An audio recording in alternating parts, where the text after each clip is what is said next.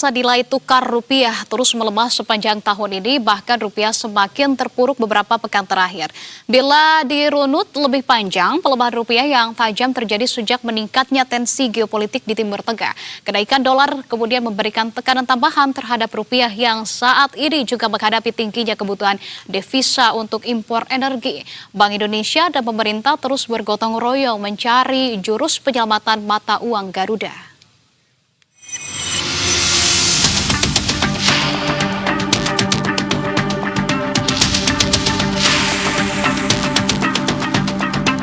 Pekan terakhir, pasar keuangan dalam negeri terus terguncang dan menjadi perhatian publik.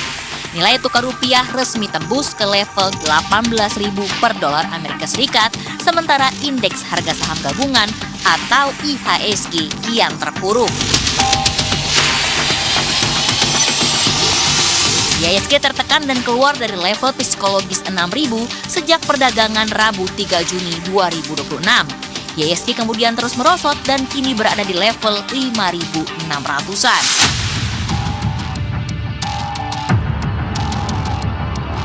Sejalan dengan pelemahan indeks saham-saham unggulan yang tergabung dalam indeks LQ45 juga mengalami tekanan signifikan.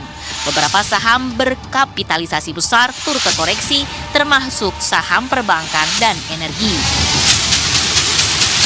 Kinerja IHSG yang melemah kontras dengan pergerakan sejumlah indeks saham di kawasan Asia yang justru menguat. Koreksi berkelanjutan tersebut membawa IHSG kembali ke level terendah dalam setahun terakhir. Pejabat sementara Direktur Utama Bursa Efek Indonesia (BEI) Jeffrey Hendrik buka suara terkait pelemahan indeks harga saham gabungan ini. Jeffrey menjelaskan fundamental pasar domestik saat ini masih dalam kondisi baik. Hal ini tercermin dari laporan keuangan yang sudah disampaikan oleh seluruh emiten periode akhir tahun 2025. Fundamental pasar kita pada saat ini dalam kondisi yang baik. Ya, kalau kita mencermati dari laporan keuangan yang sudah disampaikan oleh seluruh emiten per akhir tahun 2025 dari seluruh perusahaan tercatat itu membukukan pertumbuhan laba lebih dari 21%.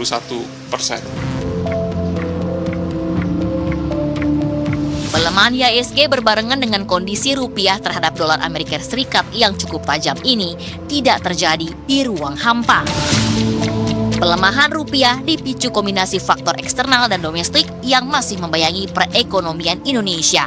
Dari sisi global, meningkatnya ketegangan geopolitik di Timur Tengah, terutama di kawasan Selat Hormuz, menjadi salah satu faktor utama yang menekan rupiah. Konflik yang melibatkan Iran, Amerika Serikat, dan Israel ini berpotensi mengganggu distribusi minyak dunia karena sekitar 20% perdagangan minyak global melewati jalur tersebut.